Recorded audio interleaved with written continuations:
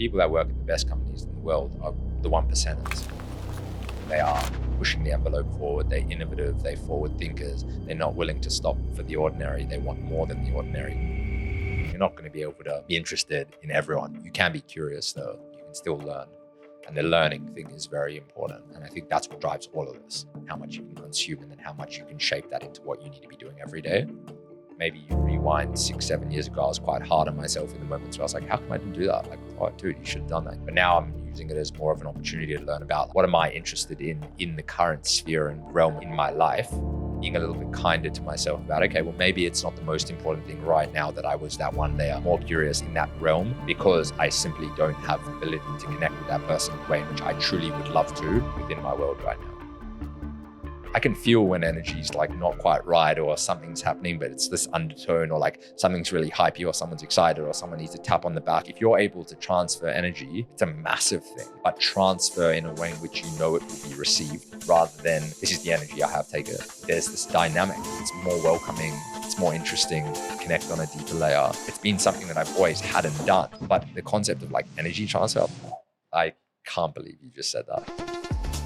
If I can document my run, all the training, all the hard work, the early mornings, what I'm putting in, people will be like, how is he doing this? But it's the people that I want to work with or the people that I want in my life. I go, actually, that's really cool. Either I aspire to be like that or I am like that. And even better, if they're better than that, I want them in my life because I want to chase them too.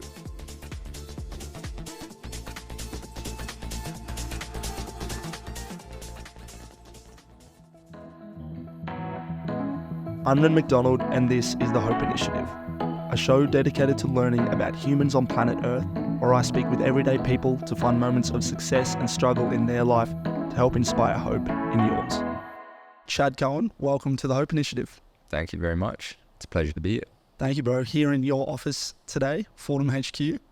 Very, very honoured to be here. Been how long in the making? I feel like months, if not years. Over a year. Yeah. We've been talking about this for ages. So it's good to have you here. I'm glad we could make it work. Yeah, thank you, man. I always think when these sorts of things happen, when there's maybe been a few months or in our case, a year, the time is so worth it. And whenever I reach out to a guest, it's sort of like an evergreen, invite. So really glad to do that. We're in your office today, setting up some cameras. We noticed coming in how quiet it is in here. I mean, you've got the air conditioner on, but other than that, bro, no one's talking. People are locked in. Got quite a few people, maybe like a dozen people in here today. I think it's, a really cool workspace that you've cultivated. Appreciate it. Yeah, man. You've probably come in on a pretty quiet day. Okay. Do have tunes on and people are vibing, but a lot of people are actually out of the office shooting today. So it makes a big difference when different faces aren't around.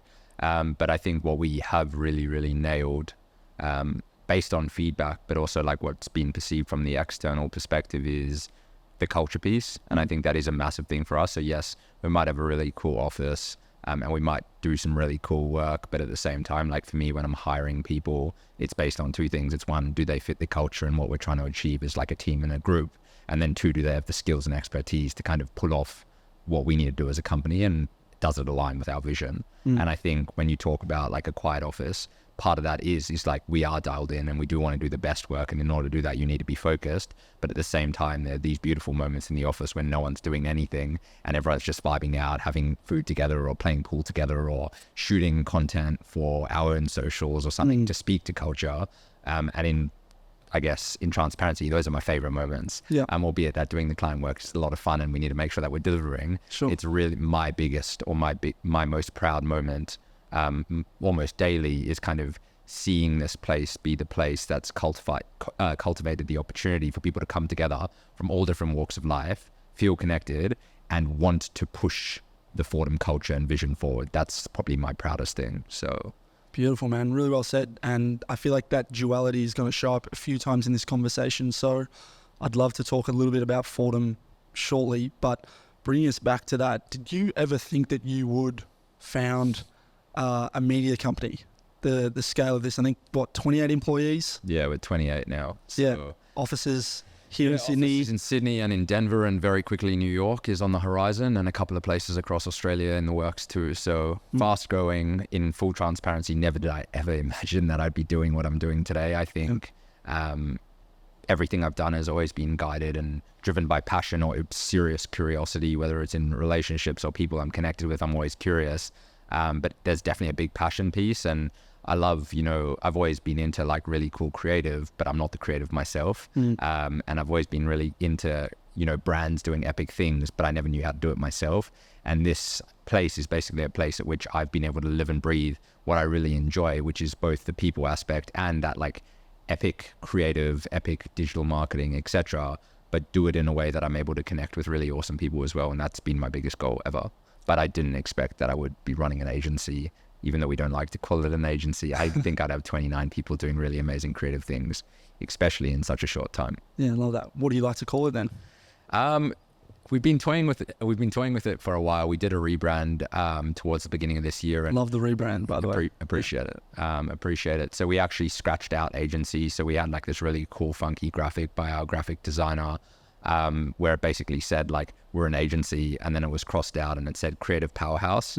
So I guess externally we like to be seen as a creative powerhouse, whether it's anything creative or digital. We want people to come to us and know that we'll push the needle forward. But more and more as we're shifting and as we're growing, I kind of like the concept of a studio, being called a studio, because I think there's almost like a homeliness to a studio. It's like comfortable. If you've spent time in studios before, it's kind of like you rock up, it's a really nice aesthetic space and you can make it into anything that you want it to be. And I think that's something that there's underlying at Fortem is like, I want people to walk into this place and be like, hey, I have a job to do, but I can really make this into anything I want it to be. And I think that's so important. And so I'm in this kind of battle at the moment where we're sitting between creative powerhouse and studio, or the mix of the two. And I know you're into like your copywriting and everything. So I'm sure you have a few things to say. No, I like both. And funnily enough, agency, I don't love sort of that word either, but that's actually, how we met, sort of digital marketing space a couple of years ago. I was working for a company there and we crossed paths, but mutual friend as well, Sean Bell, was sort of a link. Yep. A very cool link. Who's your coach now, right? Yeah. So Sean is currently coaching me, run coach. Yeah. Beautiful. So, locked in for the New York City Marathon, which is what? Yeah. Early. First, 5th of November. Yeah. First weekend in November. Huge. So, definitely feeling it. I bet. It's very cool hearing you speak about all of that, but even the fact that you never had that idea, where do you think that curiosity come from? I've heard you speak on other podcasts. I know that you are very family oriented, came from South Africa. Correct. When you were 8 years of age. Correct. So talk to me about what you were curious about when you were a kid growing up, whether that was in South Africa or when you came to Australia, that ultimately led you here. What is that sort of pivotal point, do you feel? Yeah, good question. Actually, one I've never been asked. It's awesome. Look, I think thinking about it for me, when you come from another country, and by no means was it like anything, a story of like disadvantaged or underprivileged or anything like that. Like I'm very lucky that I have an amazing family who I love so much. And we were in a position at which, you come from a country like South Africa, your money is divided by, I think at the time it was like 9.8. So no matter how wealthy you were in South Africa and things that you experienced over there, you come to Australia and you don't have the things that you had there based on the currency exchange. And I wouldn't say that a lot of that drove where I'm at today and what led to my curiosity, but there's definitely like elements of that where I always wanted to do more. I always wanted, a large driver has always been to be able to give back to my family for the sacrifice they made to bring me to Australia, because my life in Australia is significantly different to the life that a lot of my once friends in South Africa are now currently living. Right. And I see that in the education that I've had. I see that in the opportunities that I've had. I've seen that in what I've been able to build and in the relationships that I've been able to cultivate. And so there's that underlying, let me give this a real red hot crack and see what I can do, not only to give back to my family, but to build the life in which I have always wanted to live. And I definitely have an appreciation for the nice things in life and, quality time with friends and family. And a large part of what I want to do is be able to give a lot of charity and give back to communities and my community. And I think there's so many underlying factors that have led to me to push the needle forward in all the different realms of which I play in, whether it be fitness, community, charity, giving back, general life, my business, my finances, my friends, my family, relationships. There's always been this like underlying relentlessness to kind of push forward and in some ways give as much support as I can, but in other ways back myself as much as I can too. Yep. And I think that underlying passion to push the needle forward, create more, be more, do more, has led to even like a magnification of that curiosity, because you kind of get the taste for how much more you can be. And then to someone like myself, it's really exciting to be like, okay, well, I've made it there, but what's next? And what's the next impact? And how am I going to open up doors for other people? Because I've experienced how good it feels to, be my fittest. Like we obviously touched upon the marathon. Like right now I'm on a whole nother level. Like I feel so mentally clear. I feel so strong about what I'm doing in my day-to-day at Fortem. I feel incredibly connected to my family at the moment, where like over the course of the last 2 years, there's definitely been waves. Sure. But so much of where I'm at right now is due to like just pushing the needle forward. Like, have I ever run a marathon before? Not an official one. I've done one with Sean when he was running down from Cairns to Melbourne. Yeah. But like pushing myself to be curious about whether or not I can do it has led to this whole amazing consistent training block. And while that's all happened, I've dialed in every other aspect of my life. And now I know what that feels like. So I'm even more curious. What happens if I push further? Yeah. Will I grow all the other elements? And it's just this ongoing cycle. Yeah, I love it. And we were sort of talking before we started about how fit you are right now, being sort of dialed in for that marathon on the 5th. What are we today? The 11th of October. So 3.5-ish weeks out. I can see that you're like, you're even wearing like a Big Apple, New York City tee. Clearly excited for that. What has the training done for you in terms of you're here working? I was actually speaking to Sean yesterday, who's, he's a good mate of mine as well. I was like, I'm chatting to Chad. I know you were there in Sydney for a week. What was that like? And he was impressed just being in your space. I think he said you were here, pretty early in the morning, 5 a.m. like you set up your day. I don't know, he might have got some of the details at 4:30. So like, talk to me about that, because that's a lot. Like, you've got a lot of things on your plate, but the idea of having something, say, on the calendar, New York City Marathon, and knowing that you have to do the work every day when people aren't watching. Yeah, I think consistency has been something that I've always been driven by. And I feel when I break the consistency, that's when I start to like wonder how I'm going to do everything. And I think when you get into this consistent rhythm and pattern and routine, you're able to do a hell of a lot more than you ever or conceived that you'd be able to do. And so from the perspective of like, my normal day is I'll wake up at 4. I'll get into the office by 4:30. Usually my first call with someone in New York is at 4:30. I'll then have like a slot at like 5 or so for another call. Up until about like 6 a.m. I'll do calls. And then from 6 until 6:30, I'll basically plan my day. And then at 6:30 every day, I meet my best mate, Josh, in the gym. We train or we run, like we have been running a lot for the marathon. But then I'll go into my Australia day. And then at the end of the day, there might be more training. And then I'll go home, eat dinner, and pretty much sleep to get up early enough to do exactly the same thing the next day. And I guess to speak into how something like training for a set goal has led to consistency, one, I'm the sort of person that, you set a goal, if I'm going to do something, I'm going to do it properly. And so I've set the goal. I know that I have to do X, Y, and Z training to achieve the goal that I want to achieve. And in order to get to that goal, there are steps every single day that you have to do. But what probably the biggest learning I've had throughout the course of the last, I think it's been about 16 weeks with a little niggle injury in between, has been how I can push myself so far in one realm of my life. And it's actually made me push harder in every other realm, because I've been so mentally clear by knowing that I have to get a job done. And every day I can tick off that job that I've done it. And it's been hard. Like, this is hard shit. Like, I've done 75 hard before, which we've spoken before, and that was tough. But like committing to running a marathon and having to train pretty much every single day whilst running Fortem and everything else within your life, it's been hard. But I've actually found it helped me mentally. It's pushed me further than I've ever been. But I'm like, well, if I'm this fit and I can get up and run 32 kilometers on a weekend, then what's 4:30 in the morning? And it's just this like cycle of like, let's do it. So I'm kind of riding the wave of really positive energy at the moment. That's dope. And I'm curious though, before this, has there been a big physical challenge? Because I sort of see it being, and I mean, I love it. I ran 31 Ks on the weekend because I turned 31. Doing these things, being surrounded by friends who do these sorts of activities, I think has been great for me in recent years. But I, in some ways, feel that it's glorified to the point of, well, if you don't do that exercise or the physical challenge, then you can't do the mental or the business building thing. Okay. But you have built this company. I'm curious to know, like, what was the work, like, what does that work look like? Because there's no like finish line like there is with a marathon, a tangible 42 kilometers. Whereas, you know, building a business never ends. And so does, you know, taking care of your health and doing those things physically as well, for sure. But I'm just in a phase right now where, like, I've been doing some half Ironmans. They've been great fun, but it's like, okay, how do I pour into the business side like I pour into my physical side? And I'm curious to hear your thoughts as someone who's, you know, built and building a successful media studio, creative studio. Nice.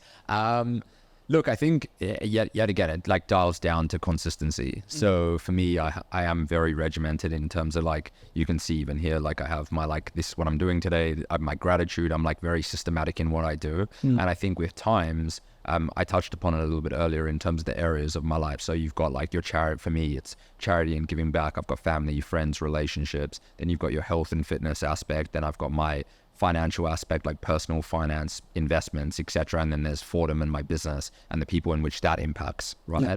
And at any given time, you truly only have 100%. That's your world, right? So whatever you choose your categories to be, that's your world.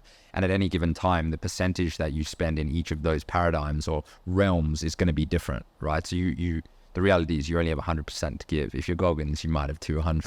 But really, like, whatever you know, to me, if I think about what Goggins says, is like, you got to give it your all and then give some more, right? The reality is that's what I aim to do in every single aspect of my life, but you still only have 100% of your life to live, right? Yeah. And so it's how, in any given moment, what's the most important thing for you to be doing right now?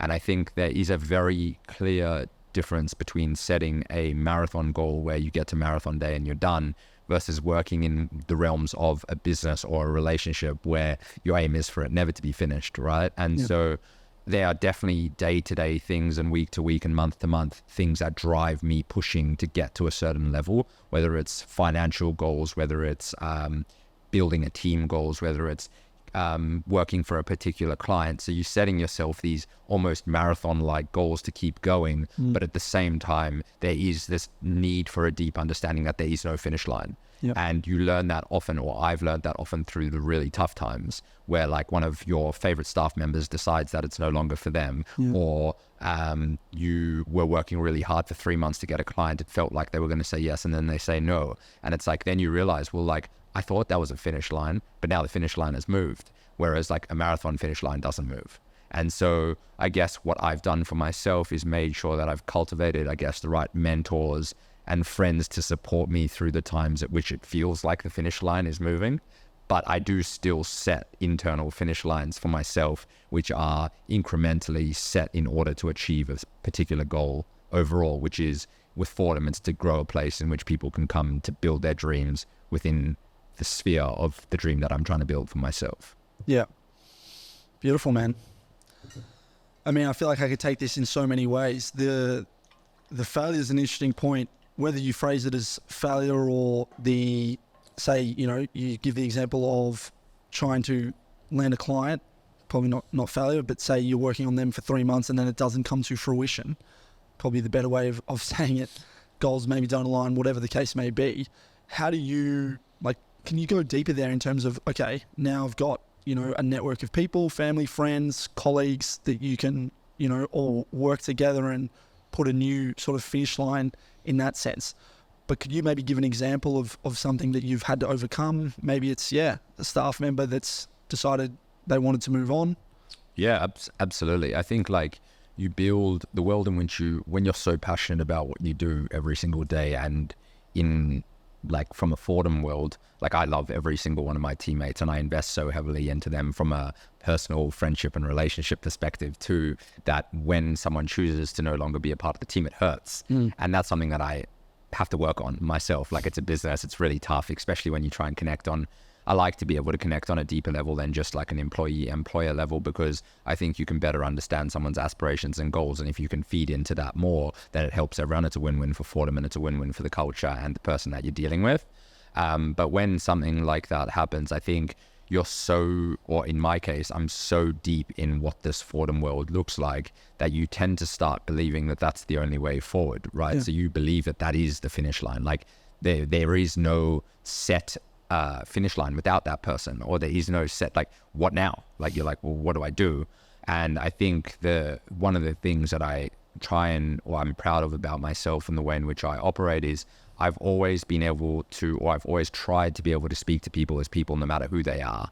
And therefore, like, I'm not afraid to speak to a CEO of a massive company if I have the opportunity to, but I'll say hello to, I don't know, a person who walks next to me in the street, a random, I would speak to anyone. A cleaner walks into our office, I want to know their name, I want to know what they're doing, I want to know how long they've been at the cleaner for. Like, if someone, the guy comes in to fix the coffee machine, like, I want to know what people are about, right? And I think it's so cool to see different people in different areas of life where they're so passionate about, but you wouldn't have ever have seen that on your horizon. And the reason I bring that up is because in times where finish lines are moving, those are the people that I call upon, because their finish lines have also moved and they can shed light into, I chat to our CFO and he says to me, he has to slap me across the face, not physically, and be like, you've got this, right? Like, you've built such a network around you to keep moving forward. You just need to realign and work out, like, well, what is that finish line, or what is that next? And I think we're talking about a finish line as like little micro goals within the bigger dream of what I'm trying to achieve in terms of Fortem's vision and the vision for my life. And so the reality is there is no finish line. And when you feel like something that you had your heart or eyes set on doesn't go the way in which you would have imagined, at that point that it doesn't go the way in which you imagined, you've got two options.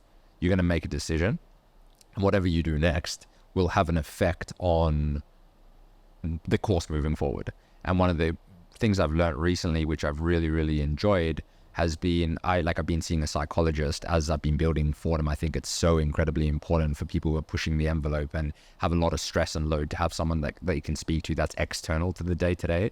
And that kind of ties into the deep nature of how deep I am into the Fortem world and my world. And so one of the things that we've spoken about is, like, when these moments happen, you have two options. You either have towards moves or you have away moves. And if you choose to make an act that is actually an away move, you're pulling yourself away from your core. And if you make a towards move, you're pulling yourself towards your core. So an example is staff member leaves, or actually, let's do something. You didn't get the client that you were chasing, right?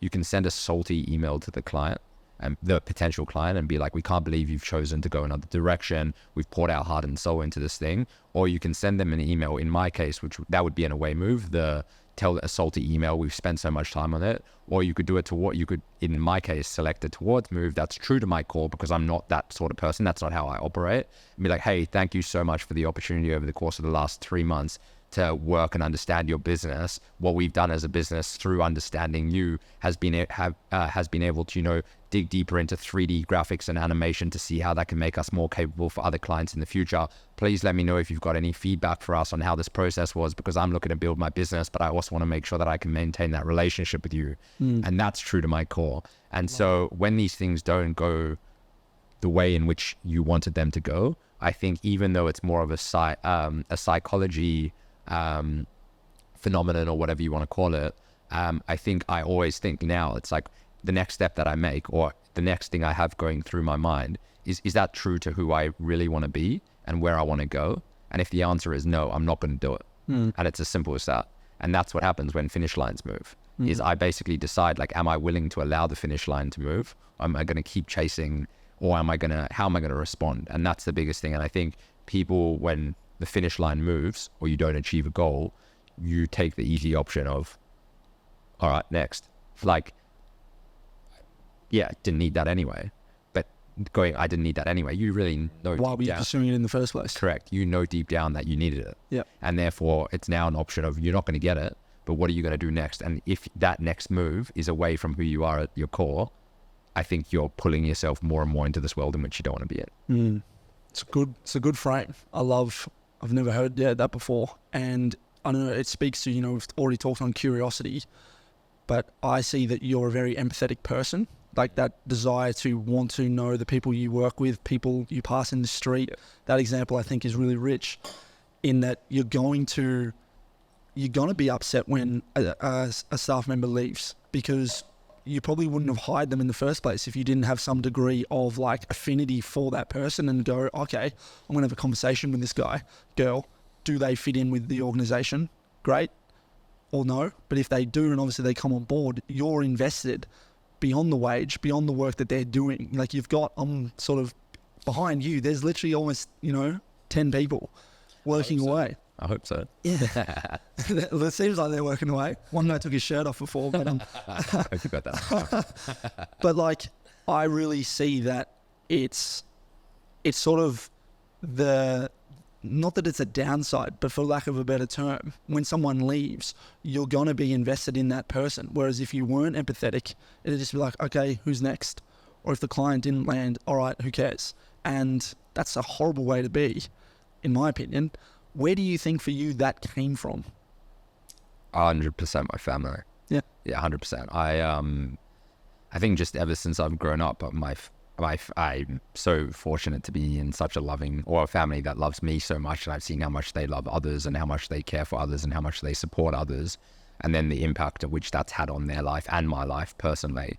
And so if I can share 5% of what they've been able to do for me in my life, I think I'm doing a good thing.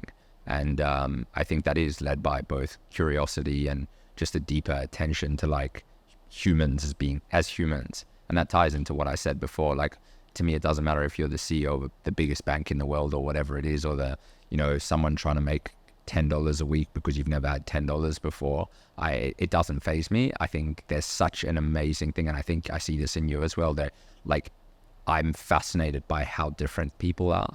And sometimes it's quite shocking, but sometimes it's quite amazing. And I think that's just driven, that curiosity and that sense of, I guess, understanding what my family's been able to do for me. As I said, if I can have 1% or 5% of that impact that they've had on my life, but on someone else's, I'm willing to give it a shot. Yeah, love that, dude. Do you have siblings? Yeah, I got a younger sister. Younger sister. What was life like growing up with her? Obviously coming here at a young age.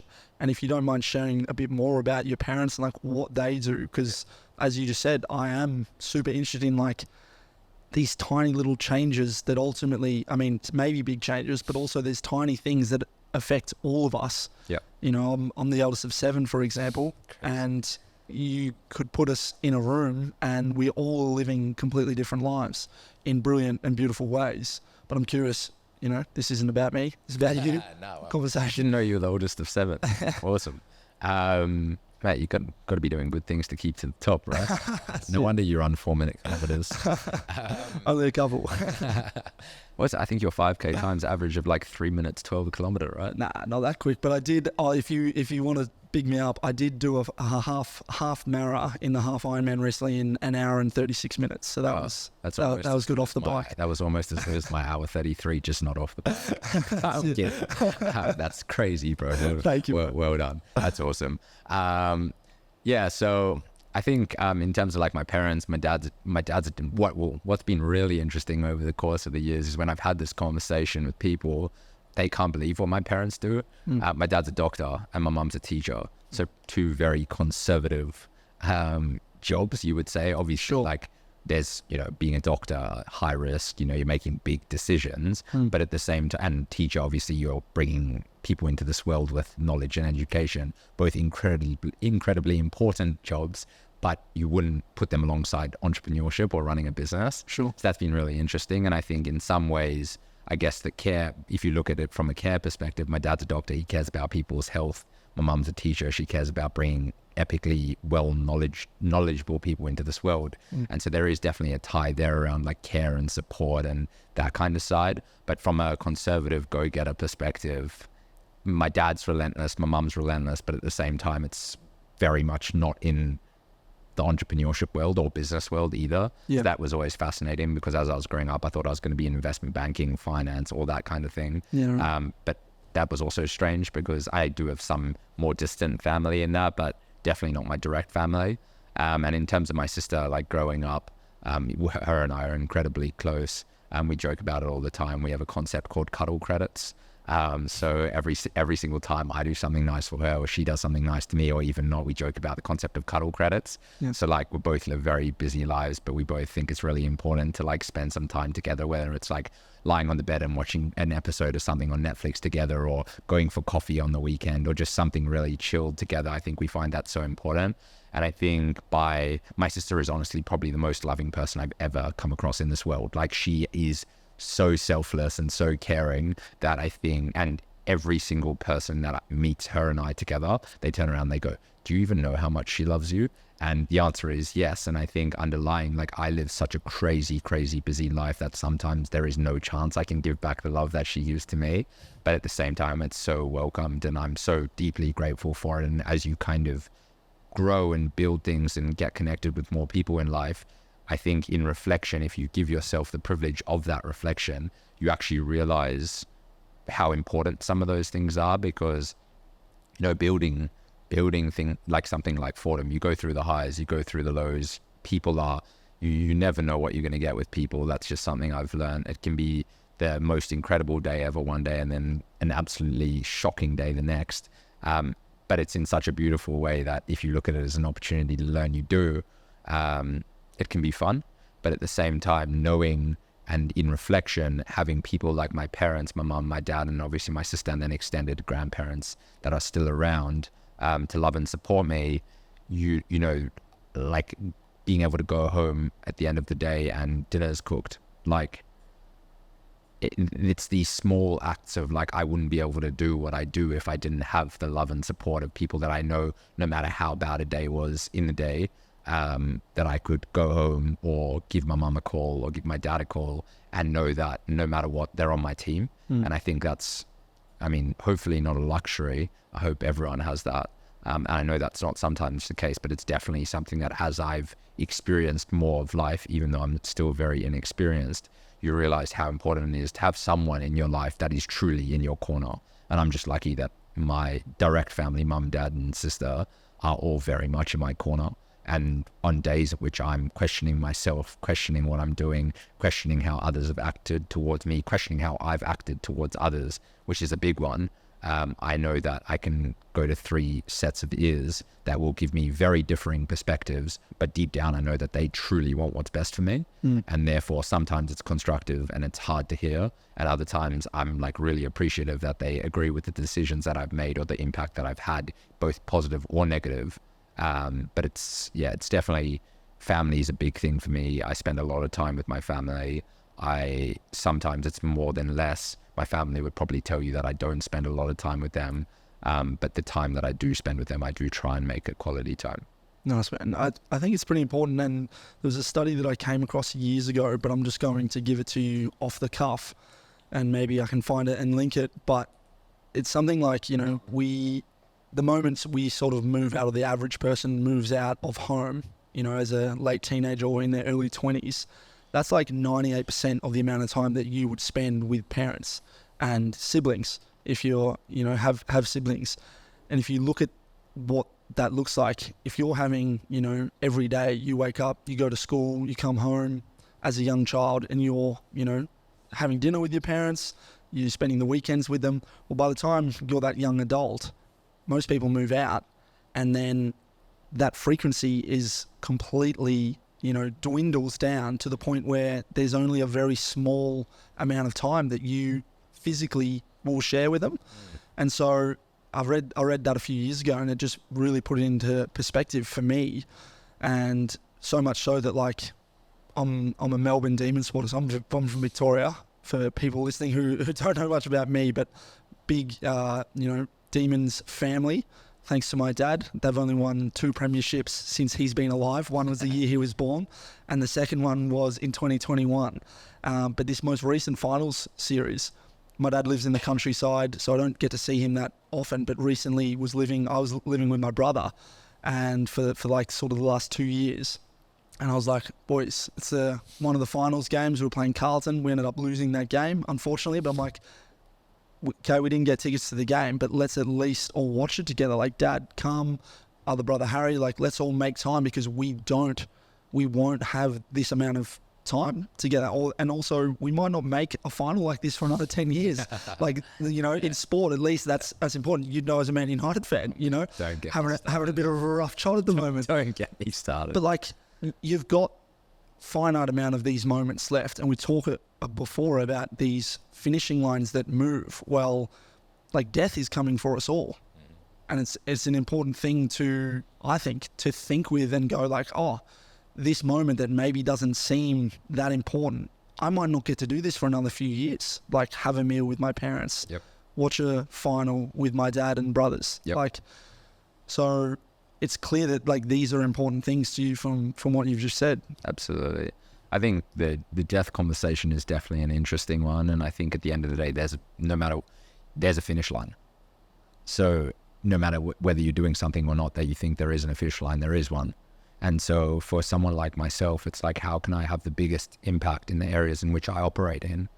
And even if there isn't an inherent finish line in that particular area or with that particular task right now, at the end of the day, like, there is a finish line, and that's the end of life. And so the goal is to have as much impact in all those areas as I possibly can. But if I can find ways to, magnify or amplify what I can do in those realms, knowing that there is that longer term finish line, I think that's the key. But to be honest, I don't really think about it that often. I'm just day by day doing what I can. Just firing, getting amongst it. I love that. The creative piece that you said before around maybe not being on the tools in the work that you do here. I think creativity encompasses so many areas of life, but I'm curious to hear you speak about it and how much that you would say you were a creative child. And I don't know, how long have you been running Fortem now? Fortem's 4 3/4 years now. Okay, brilliant. Haven't celebrated one of the birthdays, but we're going to celebrate the 5th. Yeah? So when would that be? Like January 14th. Beautiful. Love that. I won't forget that date, a month before Valentine's Day. Aww. How lovely. So, yeah. Were you a creative child? Would you deem yourself a creative child? Honestly, I think the conversations, or very often the conversation is like, do you do maths or do you do creative? Or do you draw? Or do you paint? Yeah. Like maths or draw, I can assure you that I wasn't the art kid. Like I was definitely always like the maths, the analytical, the financial, that kind of side. And very often I catch myself telling people that I'm not a creative, but then people's response is, dude, like, have you seen what you've built? Have you seen what you've created? And I think from the perspective of, was I a creative child? No. Have I ever been into like, well, more recently, actually, I'm more and more into art than before. Nothing crazy, but I like definitely have more of an affinity and appreciation for really cool art now. But in the younger years, like I was very much like maths oriented, very like financially driven, like really interested in like how to invest and all that kind of stuff. And more now, I think like I look for creative ways in trying to do what I do in my day to day. And I think by building something, you have no choice but to be creative. Yeah. And I think the creativity is probably just a different definition of what it means to be creative. Like, you know, innovative thinking, finding new ways to do things, not just accepting what the norm is. Like all of those things are being creative. And I think that's something that has probably shifted within me, is what is the definition of creativity and what does it mean to be a creative? Obviously, I truly believe like I have some of the most talented creatives in the world working at Fortem. But at the same time, those creatives are definitely not the sort of creative that I would say I am myself. I don't shoot and edit footage. I don't work on 3D visuals. I don't do photography. Like that's not my thing. But if I can sit in the room with a CEO of a massive company and we're having an honest conversation because he's a mentor of mine and he goes, hey, I'm really, really struggling with this. And I can say to him, hey, did you think about doing this? And he's like, whoa, shit, no, I didn't. I was so stuck in my world, but that's an epic idea. That to me is creativity. It's like utilizing different experiences within your life to provide suggestions or solutions or take a different course of action.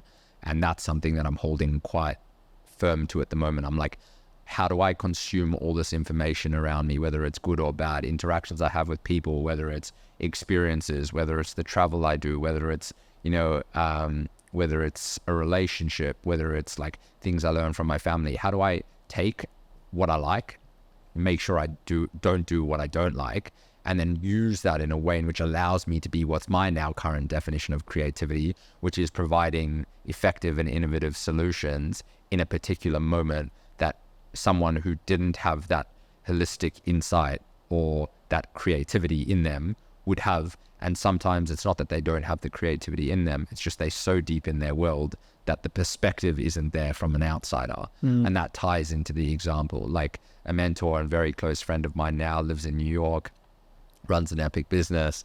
She's honestly such an inspiration to me. And a few weeks ago, we had a FaceTime call. She's going through some challenges. And I was like, hey, did you think about this? Or I was just like, hey, I've got a whole army of creatives. Like, I can help you out. And she's like, I didn't even think about that. I know you run Fortem, but I didn't even think about that. I'm like, well, hell yeah. Like, why wouldn't I want to help you? And it's just like finding those little moments to be creative in my world.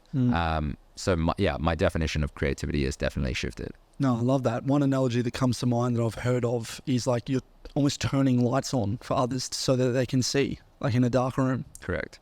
You're shifting their perspective, asking a question, posing a new thing, and enables them to see a bit better. Absolutely. And and by no means am I an expert at all. It's just I think it's yet again curiosity, a deeper attention to little things. Like people will laugh, but like someone like a friend of mine will do their makeup differently. And I'll be like, hey, you did your makeup differently today. And they'll be like, well, what? But I just have this like deeper attention to detail in certain situations. And by nature of being curious, that's allowed me to like build up this knowledge and insight that I've been able to create my own perspective on things, where in some cases, yes, I might be able to turn the lights on. And that's definitely not every time and for everyone. Like the light that I choose to turn on for someone might be the completely wrong light. But at the same time, it's like often it's very appreciated, because I think it's really hard. Well, I think there's two people who like to give their perspective in two different ways. One, it's like you proposing it or you're suggesting it. And the other is like, no, this is the only option. And when I propose a solution, it's more around like, hey, this is my life experience. This is what I've experienced so far. By no means am I an expert, but this might help you. And then it allows them to make a decision based on the information that you have, which they might not have had. And so far I've been lucky enough that that's been well received. Yeah. And it's cool. I think it, to me, sounds like you're a super observant human. And I'm curious to know, like, not only where does that come from, but how do you cultivate that in life? Like, you give the example of noticing someone's makeup that's maybe shifted, and maybe there's things like haircuts and all sorts of different things. I'm sure even in posture, like someone might come in and their energy that's maybe a bit different from the week. I'm sure that happens a lot with the amount of stuff that you have. Yeah. How do you cultivate that? Because I think it's so important. Like, one thing that I've started to do with this podcast is go out and speak to people in the street, but like just sitting there and observing people. Like if you're at a cafe or if you're, at a bus stop or whatever, and just sitting there and just looking at people going past, I think is such a fun thing to do that not many people just make the time for. Yeah. Apparently I'm a chronic people watcher. That's great, dude. I love it. You freak. Yeah. Look, I think, there's two sides to it. I think there's the side at which it is kind of freaky, but it's not meant to be done in that way. It's like if someone tells me something, either I'm going to remember it or I'm going to write it down. I'm going to put it in notes in my phone. Like when I traveled to New York, I literally have a New York contacts section in my phone, and anyone I meet in New York, I'm writing their name down. I'm writing something below their name about what I will remember about them. So if I've met a guy he's an artist and he's got lots of spotted tattoos on his arm, and the conversation was around the fact that he likes almond lattes, like I'll put name, spread tattoos on arm, loves almond lattes, and then like a little whatever it is about that conversation, because to me any connection that I have can be a valuable connection, whether it be for me or for them, in a learning way.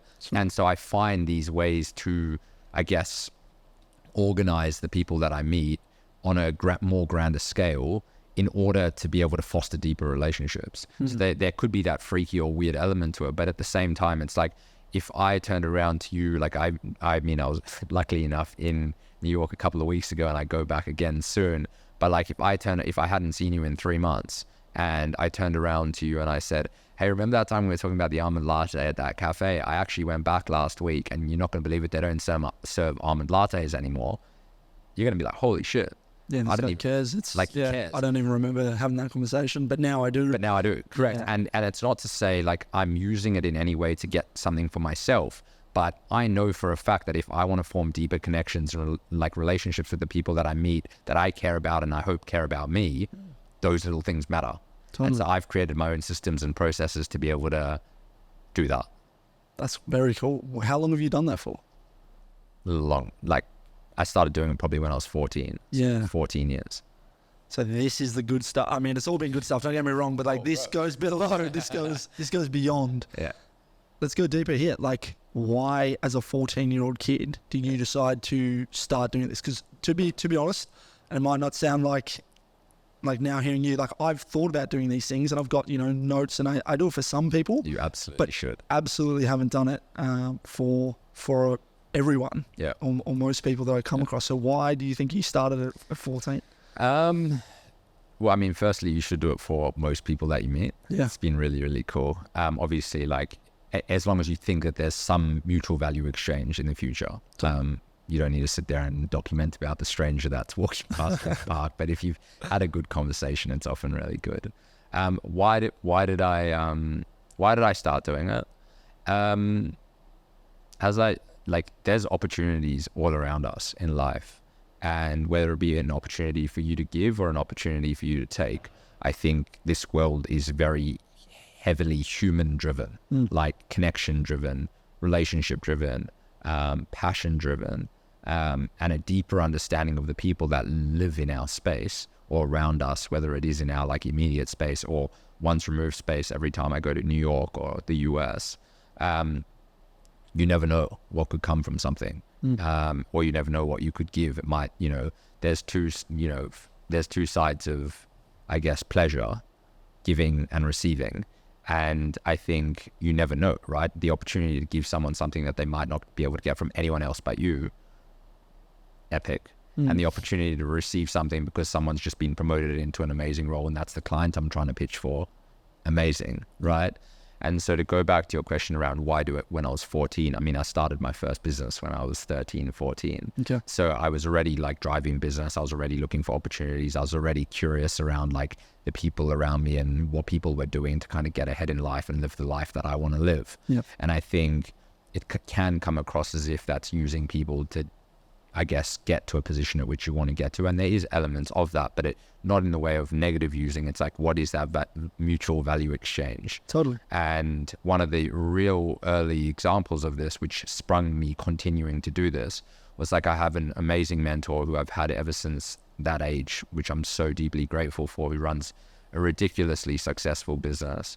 And he's in an industry where like I have no correlation to, particularly as a 14-year-old at the time.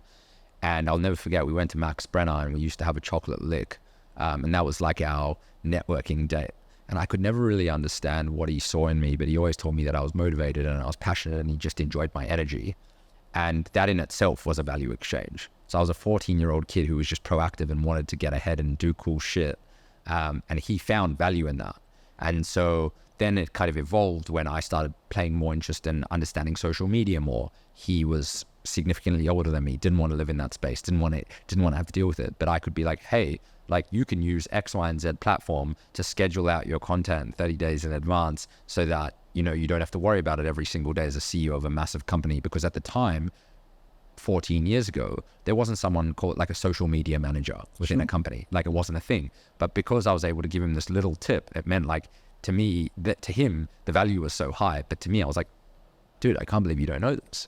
And so those little elements of being able to give back as well really fuel me. But at the same time, I receive so much by nature of doing it. So it's back to that relentless pursuit of like, I'm always trying to get incrementally better, whether that's helping others get incrementally better or doing it for myself. This has been a system and process that I've had ever since then, by nature of that relationship with the mentor who showed me that no matter what, if you show more interest than just the general interest, not only can you provide value, but receive value. But it also really showed me that so many people in today's times think they're a nobody and think that they don't have value to exchange. But you'd be surprised by just being the person you are, no matter who you want to connect with, I guarantee you can find a value exchange. It's so rich, man. It makes me think that like who we are innately, the curious being, the, you know, adventurous young kid. I feel like for many people it gets sort of pushed out of us, beaten out of us by society. Yep. Whether you're afraid of like doing a certain thing and what people will think of you, whatever that may be. Starting a business at a young age, I feel like is probably something that a lot of kids have had ideas to do, but not many people go and do that. And then the second part of that is almost like, well, you're taking these notes, you're interested in that person. And if I look at like the top performers, what are they doing? What are the elite people doing? And that is maybe not what they say 99% of people are doing. That's what makes you say the top 1%. And I'm maybe putting you in that frame for this, but I'm sure you don't mind. But it's sort of like, well, you're doing things that other people won't think is, you know, the norm to do. And so taking notes and doing these things, I think is part of that action that, you know, maybe only 1%, probably less of people do, is terms of just like, oh, I had this cool interaction. Maybe I'll never see that person again. Bumped into this tattooed guy on the street in New York, but maybe I will. And that could be a really cool moment that happens. I think it's super powerful. Man, it's so powerful. Do you have anything else that you do like that? Because ultimately, I think in this world, we can all win. It's not this thing of like, oh, well, if we do a deal, there's only one person that's going to win. You create value by building people up and winning together. 100%. Which is what I clearly see in the work that you do and in this conversation already. Yeah. Man, like I'll give you another example. I was in a sneaker store a couple weeks ago in New York, and I walked in, and incredibly good looking girl behind the counter. She had no idea what she did. I went and bought a pair of sneakers out the back, and then this amazing salesman, he's like, did you know that you could customize your sneakers? And I was like, no, I had no idea, but that's epic. I like being able to like have sneakers that are custom and, you know, that it's unique to me. And I was like, hell yeah. All right, well, this is going to be cool. Anyway, I end up going to the front counter, and there's this girl, she's standing there or sitting there, I should say. And I find out she's an artist. So she's the person who customizes every single person's sneaker that walks into the store. Wow. And me being attentive to, I guess, that one layer of details below the surface, I watched two groups of people have their shoes customized before I got mine customized. She then customized my shoes, and she said she took a photo of my shoes after she customized my shoes, but she didn't take a photo of the two people before me. And I noticed that. So I said to her, I was like, hey, I noticed you took a photo of my shoes, but you didn't of the two people before. And she goes, yeah, I actually really like what these shoes say. And I really like what I've done. I've done over 1,600 pairs of shoes, and this is one of my favorites. I'm like, okay, cool, interesting. Anyway, what I had on the side of the shoe is the relentless pursuit of the superior self, which is currently the saying and motto that's driving me. And then on the other one, I had dream bigger. So it's this really cool, funky sneaker. I love sneakers. A lot of people know that about me. It's disgusting how many I have, but so great at the same time. And we had this conversation. So she goes, well, tell me a little bit about the relentless pursuit of the superior self. And we started going and having this conversation. Now, this is like a complete random that I, like, whoever thought they would land up striking conversation with like a woman who's an artist at a sneaker store in the middle of New York. And I'm like telling her about the story. It's about like becoming 1% better every day and trying to like, you know, interact with myself in all the different realms and be better and better as we go. And at the end of it, she basically goes, hey, I was about to grab the box of the sneakers. She takes a Polaroid with of me grabbing the sneakers. They apparently do that. I was like smiling with my sneakers, and I was about to take the box, and she goes, hey, 1 second. And I was like, yeah. She goes, I don't really do this very often, but you might, like, I love doing like almost like graffiti style art. Can I do graffiti on your sneaker box, write your name, Chad, New York City 23, so that you always remember this moment? I'm like, hell yeah, like that's epic. Thank you so much, which is so cool, because I wouldn't have got that if I didn't have the conversation, right? Layer of connection. Then I was like, hey, you've got my name. She was obviously writing my name. What's your name? And she was like, my name's Kelsey. Anyway, we started striking this conversation, whatever. And as I'm about to take the box that now says Chad, New York City 23, she pulls back the box. She goes, one more thing, takes out her pen, and she draws a pizza slice. And she goes, hey, you're a really cool guy. Can we go for pizza tonight? And I'm like, what? In the middle of New York? Like, how does this even happen? I'm like, of course, classic New York. But at the same time, I was like, if I didn't have that layer of interest, which was simply showing interest or attention to detail that she took a photo of my sneakers and not the two groups before me, and then I was open and willing to have a conversation about my life, which was the relentless pursuit of the superior self, none of that would have happened. Yeah. And so whether or not someone sees someone asking them out on a date as an opportunity or not, that those small things just don't happen if you're not curious. Yeah. And that's not just a date, that's anything. Like meeting your next business mentor, meeting the next person you're gonna date, showing someone a level of care where all of a sudden they turn around and on a morning at which you've had the shittest morning ever, there's a coffee on your desk. Like all those little things, just because you cared or just because you showed one layer of extra care, I think it's opened so many doors. I love that. And it's a beautiful example. Slice of pizza aside, it's a brilliant. Well, we had a great slice of pizza that night. I'm sure. It's a very cool example, but I feel like so many people would have an inkling to do something like observe and then mention it. Maybe people observe it, but then they don't mention it. But you're doing that. Is there ever a tension where you don't? And how do you overcome that if so? Absolutely. Like I catch myself very often, like being disinterested is really interesting. That's a challenging one, right? When you're not interested. So like, and then you got a question like, why am I not interested? Right? And that's across the board, whether it's in business, in relationships, in random people you meet, etc. And you're not going to be able to be interested in everyone. You can be curious though. Because I think no matter whether or not you're interested or not interested, you can still learn.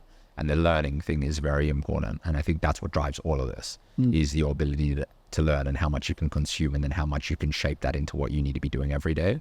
To answer your question, like sometimes I observe, sometimes I don't, but very often I am that one layer more curious than I guess. And a lot of people are surprised by it. But how do I overcome not being observant? I think I reflect a lot. So I'm like, how come why wasn't I observant? And I think maybe rewind 6-7 years ago, I was quite hard on myself in the moments where I was like, how come I didn't do that? Like, oh, dude, you should have done that. You should have done that. But now I'm using it as more of an opportunity to learn about like, what am I interested in the current sphere and realm at which I'm in my life? And then being a little bit kinder to myself about, okay, well, maybe it's not the most important thing right now that I was that one layer more curious in that realm, because I simply don't have the brain space or the ability to connect with that person in the way in which I truly would love to, if it fit within my world right now. No. Yeah, it's energy transfer is what I look at it as. I can't believe you just said that. Like, we'll go into it after, but yeah, you go. Yeah, no.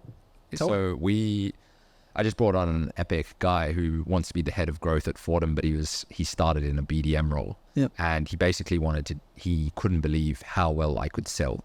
Like he sat in calls with me, he listened to me on calls, he just couldn't understand why every single time I spoke to someone, they were just like, hell yeah, let's do it. And I honestly think if I've got a good connection with someone, I will 95% of the time work with them as a client. Yeah. Whether it takes a month, a day, an hour, or 2 years, it will happen. And he just couldn't understand it. And he's like, I want to deconstruct you. And I'm like, that's kind of scary, but like, he's like, I want to deconstruct you. And the two things that he deconstructed, and it took him so long, like not so long, weeks and he's like, dude, I know what it is. It's energy transfer. He's like, no matter what, he's like, you're so curious and you want to know more about their product or their service or them.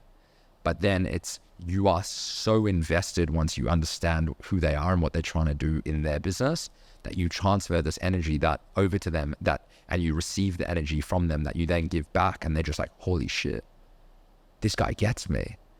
And the only way you get someone is by being curious and being interested. And I think that was a massive, like, I can't believe you said that in this, because literally it was 2 weeks ago when he turned around to me and he was like, dude, I've got it. It's power of a podcast, bro. It's the energy transfer. So there you go. That was a light bulb moment. That was crazy. So it was just fascinating, because now I'm even more aware of that as well. Whether it's my interactions with staff, like, someone comes to me and they've got challenging something. If like, I'm so much more aware that so much of what I do is an energy transfer. And so much of my learning, honestly, I never had the two words energy transfer in my world at all until this came about. And when it did, I realized like I'm a huge energy person. Like I love, not in the woozy wazy way, but like I love, like I can feel when energy's like not quite right or something's happening, but it's this undertone, or like something's really hypey, or someone's excited, or someone needs a tap on the back or a shoulder. Like it's been something that I've always hadn't done. But the concept of like energy transfer, I was like, holy shit. Like if you're able to transfer energy and give back energy, it's a massive thing. Even from like the questions like, Chad, how do you have the mentors that you have, that I get often? I think energy transfer is a massive thing too. If you can embody and listen really deeply, be curious, be attentive, reflect, and then speak, but transfer in a way in which you know it will be received, rather than just like, this is the energy I have, take it. There's this dynamic of like, it's more welcoming, it's more interesting, you connect on a deeper layer. And it was fascinating. Like, yeah, I am still in shock that you brought it up. It's epic. This wavelengths, man, that's what I think energy is. You know, you tap into something like this. We've been chatting now for just over an hour, which isn't even that long, I think. But that's what happens. You have this energy transfer that we're sharing ideas, we're riffing on things, and you get on a wavelength with someone. And in your case, you've used that example of clients, whether it takes an hour, a day, a month, whatever. If you're interested, you follow that curiosity, you will transfer energy, whether it's money, whether it's, you know, ideas that help them unlock. If you don't land the job, you know, you're giving that feedback in the non-salty email, you know, you're leaning into that, you're stepping in. Was that the frame? Stepping in. Thank you. So I think that's life. That's the beauty of life. And I've started to notice my own energy more and more in the past few years, and how I can push into that. I don't know the inner workings of your business, but we talked at the start of this about how quiet it was and that everyone was locked in. It seems like now people are bouncing around. I think it's lunchtime. So fair enough. But it's like, you've got your office and everyone can see sort of like the glass plated office, and then there's desks where everyone else is working. But you were bouncing around when we came in. At one point, you're tapping someone on the shoulder and having a conversation with them. Next minute, you're washing the dishes and cleaning the dishwasher, like wiping that down, wearing all these hats as you do. But I really see that energy just permeates throughout this place. And I would love to know, I know we've talked about the role that you have here at Fortem, but I really see that you hold a space for, like you said, some of the best creatives on the planet to come in and do this really epic work that maybe in some cases they couldn't do on their own. Like it is hard being a freelancer. It is hard doing that, but as a team and with someone like you as sort of that spearhead, it comes together. And I think, what's the saying? If you want to go fast, go alone. If you want to go further, go together. It's true. Right? It's true. Yeah, I think... yeah, as you said, I do like to bounce around. It's funny, yet again, one of the things we're working on at the moment is, as the organization does grow, my role shifts and changes first before anyone else's role does. So there was a time where like I was doing all the sales at Fortem. Now I'm not. There was a time when I knew every single client that walked through the doors personally. Now, unfortunately, I can't. I always try and connect, but it's, you know, there was a time at which I was the person who sat above every single employee. Now I'm not. Like there's teams, there's managers of different sections within the business. And like that was really hard for me because I was finding it really hard to give my energy to everyone amongst the team, or give my energy to all those clients, and slowly but surely to kind of tie it towards moves and the wave moves. Is I constantly felt like as Fortem was growing, which was a really interesting thing, which I've now learned from my mentors and through the psychologist, that it's something that's very commonly experienced, is as your company grows, it feels less and less like you, or less and less like the thing that you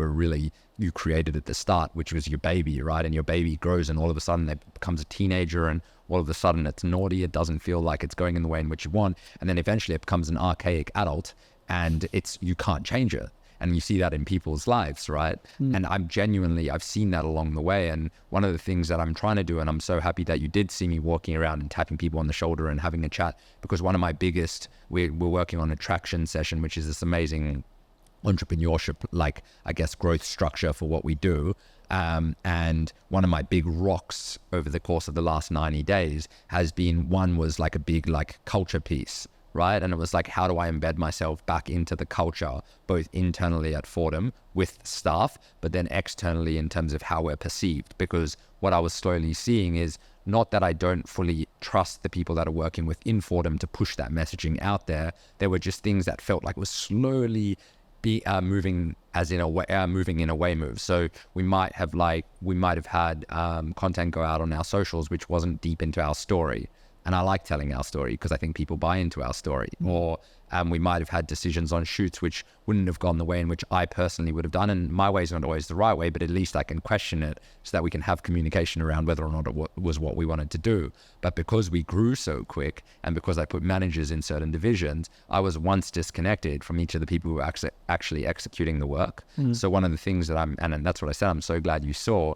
is being this culture piece of me reconnecting with the staff and me really going back into that curiosity mode of like, we've been growing real quick over the last 3 months, which I'm so grateful for. But when I'm the driver of the growth, in most cases from a sales revenue perspective, you don't forget about your team because you're here every day and the vibe's always great. But it's like the time balance is really hard. But what I found, yet again, it's similar to like training for a marathon. Where do you get the time and how do you fit everything else in?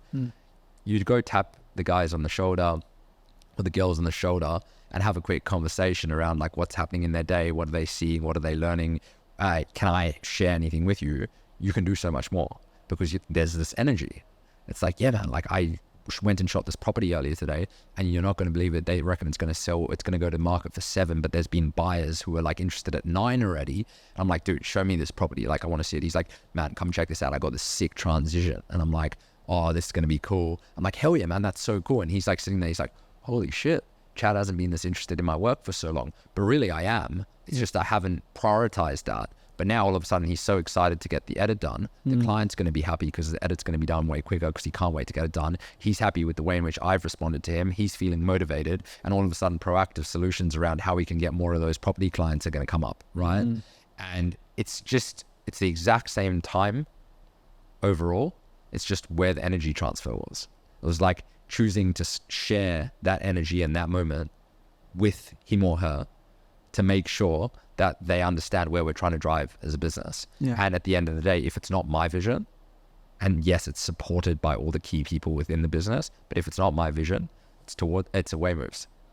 And every time an away move happens, I'm not true to my core and I'm not going to feel my best. And if I'm not feeling my best, I can't operate my best. And if I'm not operating my best, I can't feed all the employees because I'm not doing what I'm best at.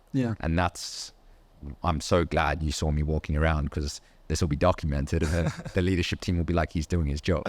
He's doing his job. That's cool. It must feel weird from a sense of like knowing all the clients to then having clients that you don't have that personal, relationship with, that maybe was the only way that people onboarded early days.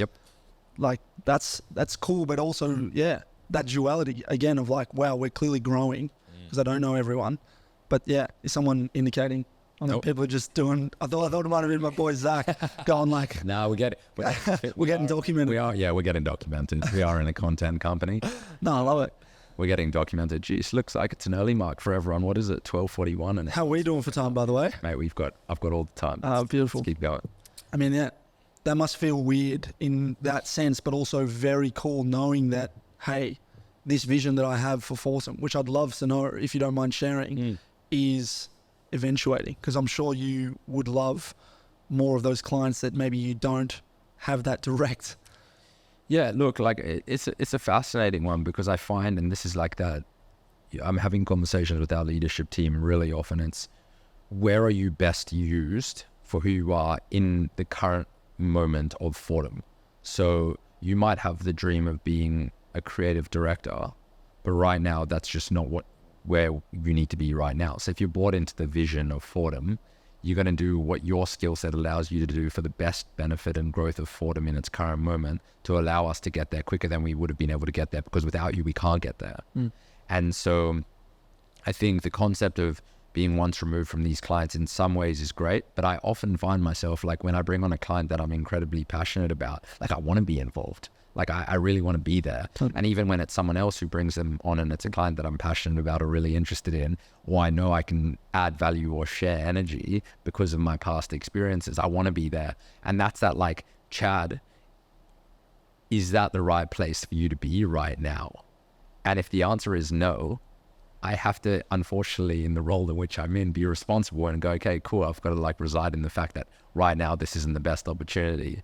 And I speak about this, like, quite regularly. I mean, you might know the Hotel Jackalope down in Mornington Peninsula. Of course, bro. My family, we got a beach house down that way. So There you go. Of course. So yeah, man, it's a spot. Like, and I'll never forget, like, I was down in Melbourne, and I remember driving out of their driveway. I was lucky enough to stay there for 2 nights. And I remember driving out of their driveway, and I was like, the only way I'm going to be able to come back here as much as I want to come back here is if I sign them as a client. And I called my mum. I was like, Mum, you have to stay at this place. It is ridiculous. You'd love it. I had the best massage I've ever had in my life. Lying by the pool was epic. The service was amazing. The food was great. Like, can't believe how welcoming they were. The wine was awesome. Such a cool region. Like, I'm going to sign these guys as a client.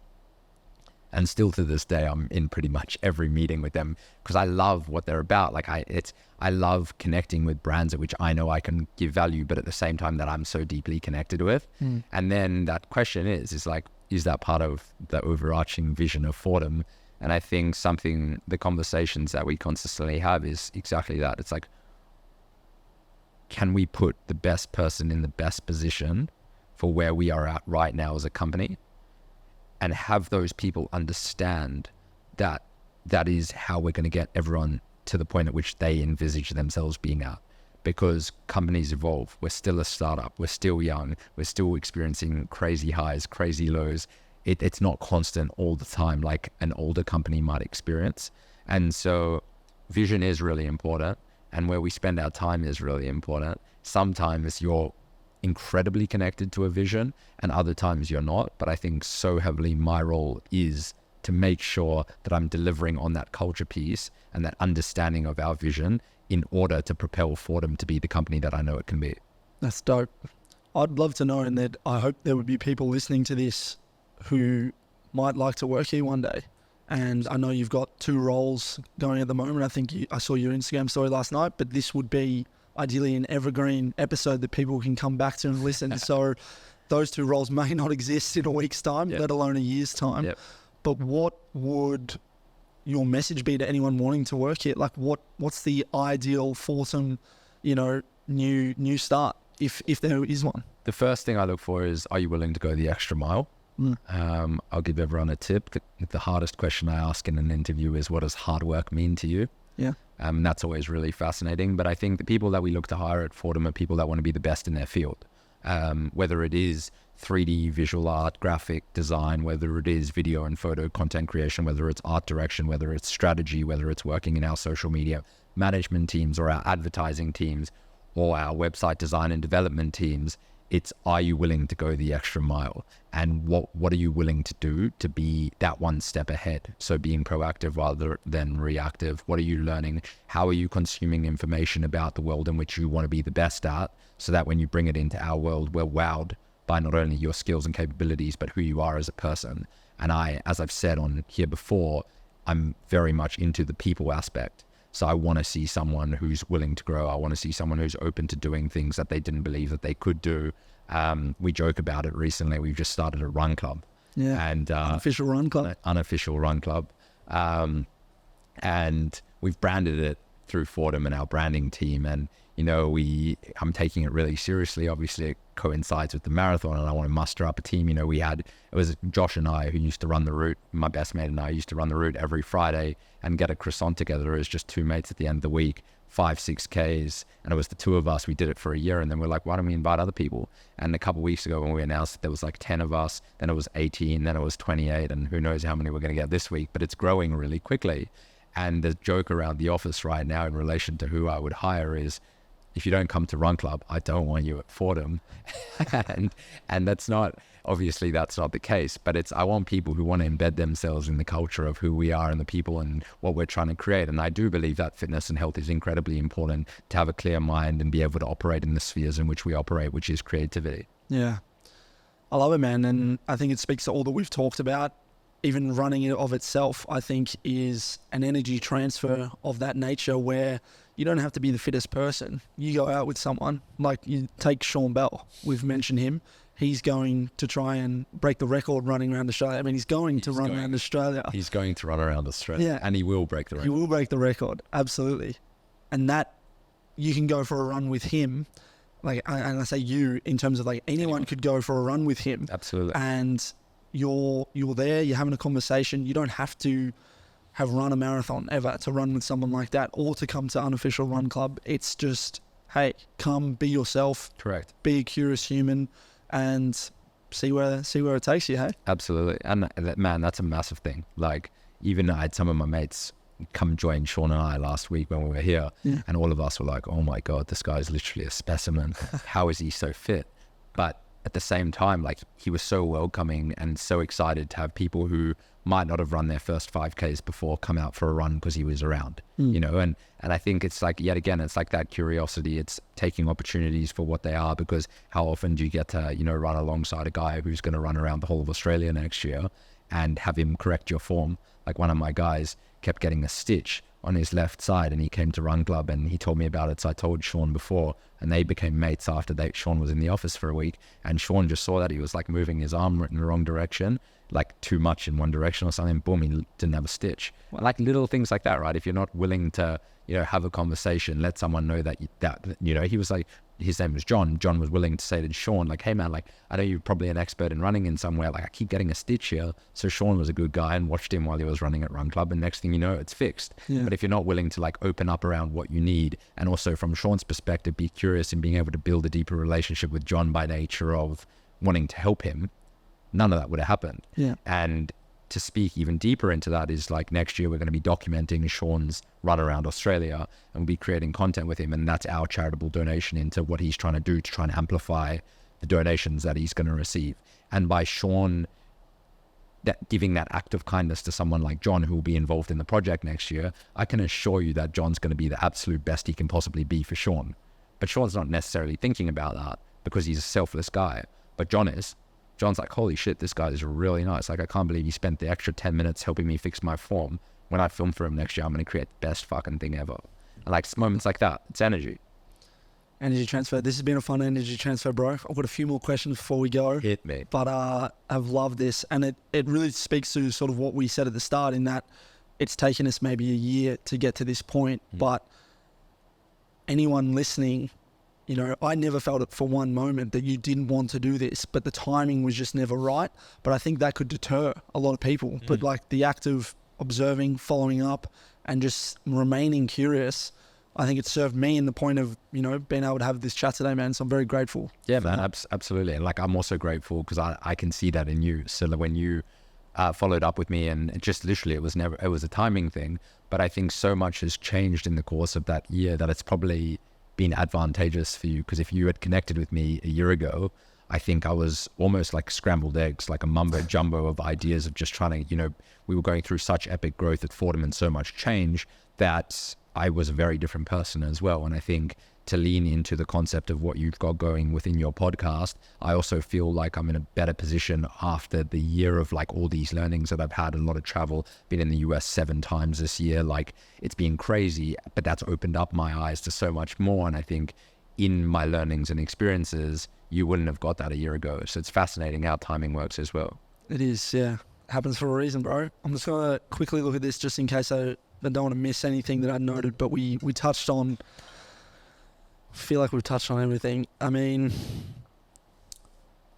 we talked a little bit about the New York City Marathon earlier. Do you want to talk a bit more about that? Yeah. So when are you traveling? Because you're going to Brisbane tomorrow. Yes, I leave to Brisbane tomorrow for, don't want to jinx it, but we'll be an all-time new favorite client, and we'll see how we go. Let's go. Been working on it for a while. So I leave for Brisbane tomorrow. Got a close friend's birthday on Friday night in Brisbane. Was meant to have a long run on Saturday morning, 35K. Spoke to coach. He's confirmed I can do it on Friday morning. So going to be going for dinner to celebrate the birthday on Thursday night. Casual, no drinking. Nice. Early night, 6 p.m. starts. So coach wants me in bed by 7:30. Hang on, so when's dinner on Thursday night? 6 p.m. Thursday. Oh, it's 6 p.m. Quick dinner, 6 p.m. Thursday night. In bed by 7:30. I'm going to start running at 4:10 a.m. on Friday morning, 35Ks. And then there's the birthday celebrations on Friday night, so I can have a couple of vinos. Okay. Don't have to do it on Classy. Saturday. Yeah, Saturday's hot girl walk. And then Sunday I fly to America. I'll spend some time in the US with the team, but a lot of business development meetings and meeting new people and going to conventions and learning more about marketing in the 2 weeks leading up to the marathon, with a lot of training too. I've obviously still got my training to do, so I wake up early every morning to get my training done before I go into the office in the US and before I meet any clients and everything. And I guess, yeah, the marathon's on the 5th of November. It's come up very quickly. I remember months and months ago when I got entry, I was like, oh yeah, I'm sweet. I don't even have to worry about that for a while. And I'm naturally fit, but it's a completely different fitness. And as I said earlier in the podcast, like if I'm doing something, I like to do it as best as I can and as properly as I can. And so very quickly did I realize we were 16 weeks out, and then Sean and I started getting really serious. A couple weeks in, I got plantar fasciitis in my foot from probably overtraining. I don't blame Sean at all. It was me. I didn't listen to his thing. I pushed myself way further than Sean's training.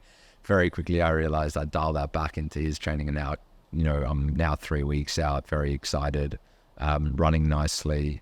Don't want to jinx it. Ran a nice big PB, 20-minute PB half marathon a couple weeks ago. My best ever in an event was 1 hour 53. I ran a 1:33, which was awesome. Not as quick as you though, if you hadn't done a half marathon. But yeah, very excited. It's exciting, man. You put out a few videos in the last few days, which I've really enjoyed. Helps, I think, having a creative studio here behind you, but obviously the vision for that comes from you. I'm curious, like the vision around the personal brand for you. Do you have one? Because I see that personal brand is an important thing and will only become more so. We've referenced a brand like Uvu. There's others Represent. I know that we both have a bit of admiration for. Are you wearing Rep shoes? No, I'm not. I'm actually wearing... I saw them from a distance before, so I wasn't 100% sure. New Balance, I think New Balance. Pronounce it a Melion door shoes. Okay. They're a favourite. Very nice. Thank you, I appreciate it. Do you have a pair of the Rep shoes? The Raptors. Okay. The Raptors, that's right. So, like, these are, companies that are ultimately built on the back of, I think, brands and people who are going out and doing really cool things, and then their customers want to buy in. I realize you're not necessarily selling a product like a shoe or a running shirt or sock here, but in essence you are living that brand through the videos that you're putting out, in that, hey, this is what Fortem is. I'm just curious to know your thoughts around all of that world. Look, I 100% believe it's incredibly important, and I do think I'm on the verge of investing quite heavily into it. We've been chatting about it for a while. This podcast actually plays quite nicely into it. Having some of the guys film my training going into the marathon is part of that. I think the reality is people invest into things where they feel human connection, whether it is just because of a personal brand or they feel connected to a graphic design on a t-shirt that's been done by someone who just understands people. There's that element of human connection. And therefore, if, for example, I want to work with the best companies in the world, the people that work in the best companies in the world are the 1%ers. Like, they are pushing the envelope forward, they're innovative, they're forward thinkers, they're not willing to stop for the ordinary, they want more than the ordinary, like all those sort of things. So if I look at someone like George Heaton, obviously an inspiration, or the guy at the Uvu boys, they are pushing the envelope hard. Like, these guys are running crazy marathon times, but they also, full-time jobs. They're running a company. George Heaton traveling around the world, building a massive, epic clothing business. But at the same time, every single day, he's almost training twice a day, every day, crazy trail runs, epic gym sessions. Absolute specimen. Yeah, like chiseled specimen. But you look at him and you're like, most people would be like, how do you do that? But if you're a company looking to work with someone, or like myself, the reason I purchase his clothing is I'm like, hell yeah, I back this guy. This is so sick. Like, I buy into the human connection. Right. And then when I talk of like graphics and how you might be connected based on human connection again, but less so about the person, but a clever thinker that knows how to speak into that human reality is you. I don't know if you know the company We're Not Really Strangers. Of course. Epic company, right? But two very different concepts. But whoever's doing the copy for We're Not Really Strangers and the founder of We're Not Really Strangers, it's very true and it's raw. And when you read the copy or when you read what they're putting out or you read their t-shirts, you're like, yeah, I get that person. So if you can find ways in your personal brand to really connect with the audience at which you want to connect with, or even if it's a broader audience, there's massive opportunity. And I look at what I'm doing with the run, right? And if I can document my run, all the training, all the hard work, the early mornings, what I'm putting in, people will be like, how is he doing this? But it's the people that I want to work with or the people that I want in my life that go, actually, that's really cool. Either I aspire to be like that, or I am like that, or I'm better than that. And even better, if they're better than that, I want them in my life because I want to chase them too, right? Yeah. And those are the people I want to work with. So if I can build my personal brand and I can show people that I really care about the things that matter to me, and Fortem really matters to me, and you were a potential client that wanted to work at Fortem, you can see how hardworking I am in other aspects of my life. You know I'm going to look after you when you come into Fortem. It happens. And that's why I believe personal brand's so important. No matter what you're in, I think the image that you have of yourself to a larger audience in the digital space or in your smaller groups is an opportunity for people to decide whether or not they want you in their life or they don't want you in their life. Totally. And it's the type of people. So if you have, you love really nice things, the luxury things, or you like things to be minimalistic and aesthetic, but you go onto your socials and they're an absolute mess, you're going to attract an absolute mess because mess likes mess. But if you're a clean guy and you like things to be in order and you like routine and you post about your routine and you show how relentless you are, you're going to attract people who like routine or people who want to learn about routine. And in my case, like being able to give back and share what I do on a day-to-day inspires me to keep going. And when I attract people like yourself, who I watch on Strava, who's currently way quicker than me, attract people like yourself, I aspire to be quicker. So it's like this win-win-win circle of like, if you can build your brand to be what you want to be perceived as, but also who you are true to your core, because if it's not true to your core and it's inauthentic, your away moves. But if you're doing towards moves and you're really building something that's authentic, I think the concept, which is cheesy, your vibe attracts your tribe. Totally. You truly can, by nature of a strong personal brand. Love that. It's almost like, and what I'm hearing is we've all got a personal brand, 100%. Whether you know it or not, and whether you put it out as a media-facing thing on socials these days. Yeah. But 30, 40 years ago, you're exactly right. Well, it's what car you drive, it's how you dress, it's how you treat people and speak to people. All of that is your personal brand. And it's just these days, it is something that is more forward-facing that anyone can access around the world if you choose to allow it. So, yeah, I'm keen to see more of the things that you put out into the world. Good luck with the New York City Marathon. Thank you. Dare I say, is there a time you're hoping to go under? There is a time. I want to do it in under 3:30. Let's fucking go. Let's go. Yeah, no, I do. Josh has been training with me. He reckons I'm looking good. The physio has given me the all clear. Josh's guess is 1 hour, 27 minutes and 14 seconds. So you're breaking a record? So, no, 1 hour. Oh, sorry, 2 hours. Sorry. 2 hours. 2 hours, not 1 hour. No, hang on, 3 hours. 3 hours. 3 hours. Sorry. Yeah. 3 hours. You're on the floor, right? Half, yeah. Yeah. Half an hour. I was going to say, was there a new record that just got broken? Wow. Bro, 2 hours and 51 minutes. 2 hours and 51 seconds a kilometer. Yeah. Bro, in my sprint sessions from Can't Sean, get that fast, right? I can't run 100 meters at 2 minutes. At that pace. Ridiculous. My quickest ever kilometer, I think, is 3 minutes, and I was like 21. Mate, you got to do that for 43 points. No, I get it. Anyway, and the goal is 3 hours and under 3 hours and 30 minutes. Josh thinks I'll do it in 3 hours, 27 minutes and 14 seconds. Huge. So we'll see how we go. Looking forward to seeing that. Final thing that I'd love to touch on, you've got this journal here, or almost like a planner. Yep. You often post on your stories things that you're grateful for. You also do like little polls, almost like surveys. Mm-hmm. How does that bleed into seemingly something that is like a daily habit, something that is just a part of you? Yep. Consistency, like doing it every day, it becomes a habit. But I think actually reflecting on what it does for me and the impact that it has on my life is what allows me to continue to do it daily. I mean, today I have it in front of me, but You know, like this morning was like, today I'm grateful for the new partnership with a new client of ours. Today I'm grateful for the big efforts that are being put on a more macro scale by some of our staff members. Today I'm grateful for Fred again and the music that he produces. And I'm grateful for the opportunity to be running in the New York City Marathon, and I'm grateful for a coffee on a cool day.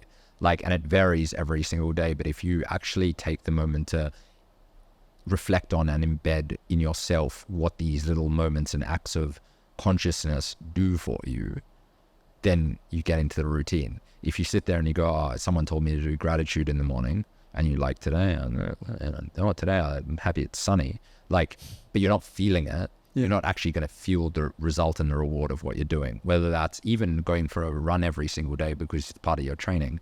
If you're doing it for the sake of like, I just need to do a run, yeah, there's benefits. You might become healthy and fit over time, but there's no intrinsic real like driving force around like, no, this is good for me. Like, this is how it's making me better. This is how it's making me feel more aligned with who I am in my core.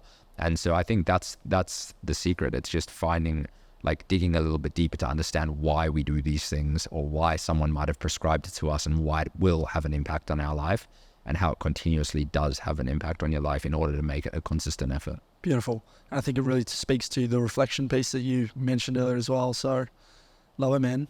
Final question, or maybe penultimate question. Advice to your younger self. It's why I wanted to start this podcast, listening to the likes of Joe Rogan, Tim Ferriss over the years. And they would have these huge guests on, the top performers that most of the world have heard about. Now, I feel like you're probably someone who more people have heard about than the common person that I have on this podcast, with all due respect to them, but also to you. I'm not trying to big you up. I genuinely mean that. But for you, Chad, what advice would you give? I think you're, 27, 28? 28. So what advice could you maybe give to that 14-year-old boy, or even that 8-year-old boy who's leaving South Africa, if you could? I think I've thought about this a lot, and I think probably, there's a couple of things. It's one, I was never really like a hugely anxious person per se, but what you think people are thinking about is probably not what they're thinking about. And you can be so constrained and have such strong limiting beliefs based on what you think other people are thinking of you, that it stops you from doing what's possible. And I think when I was a kid, I cared so much about what others thought about me, even though I like to think that I didn't, that I think there were many opportunities that I missed to be true to who I was at my core. And sometimes it worked in my favor, and sometimes it didn't.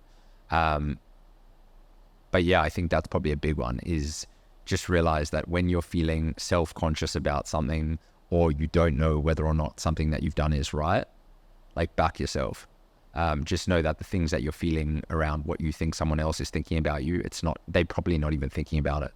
And whether it's an example of like, am I fat? People are probably not looking at your stomach. Like, that's just the reality. But you're struggling every single day because you start to believe it, and every single day it compounds. You're like, yeah, I look in the mirror and I feel like I'm fat. Everyone's thinking I'm fat. Oh, now I'm a fat person. Oh, well, fat people eat ice cream. Well, so I can eat ice cream. People that eat ice cream, and the fat people that eat ice cream put chocolate on top. Cool, well, I'm a fat person, so I can eat chocolate. And it's this never-ending spiral, right? Yeah. But it's that moment that you take to realize that whatever you think people are thinking, they're probably not thinking it, if it's something to do with yourself. And have the ability to reflect on it and be self-aware, so that you can actually make the decision, is what I'm about to do a towards move, or is it going to be an away move? And that's probably the biggest advice I would have for my younger self, is back yourself, because you never know what will come. Beautifully said, mate. Any final thoughts that you'd like to share that I maybe haven't prompted with a question before I let you go? Yeah.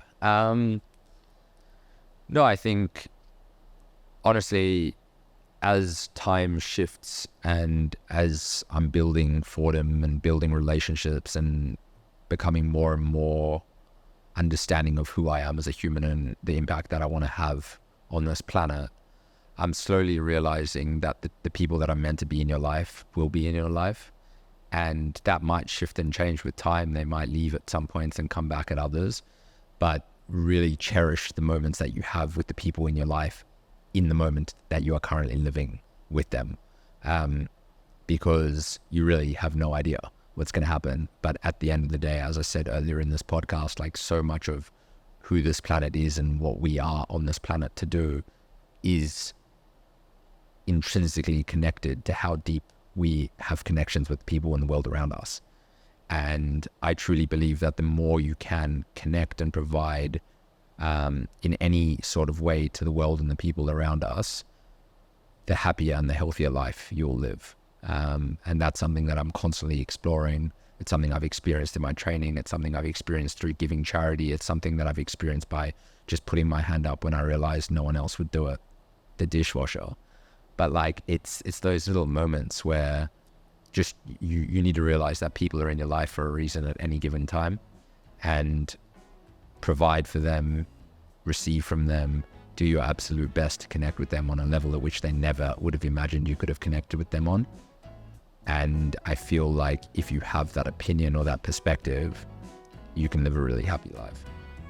Beautifully said, brother. Chad Cohen, this has been a pleasure. I'll Thank put all the links to your socials and things in the show notes. Appreciate it. Thanks for having me. Send it at that race, huh? Yeah, I'll do it. If I'm not going to do it for myself, I'll do it for you, bro. I appreciate it, Thanks for having me. Bye. How good, bro?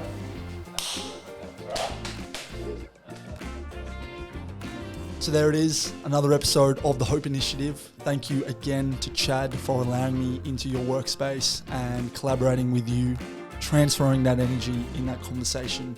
It meant the world, and it would also mean so much if you shared this with someone who you think will get some value out of it, someone who's maybe early days in their creative journey and would get so much out of hearing not only Chad, but hopefully even myself riffing on a few ideas there. So that would mean the world. Those links are in the show notes to connect with both Chad and the podcast. So please do that. And until next time, keep creating your life and all the very best.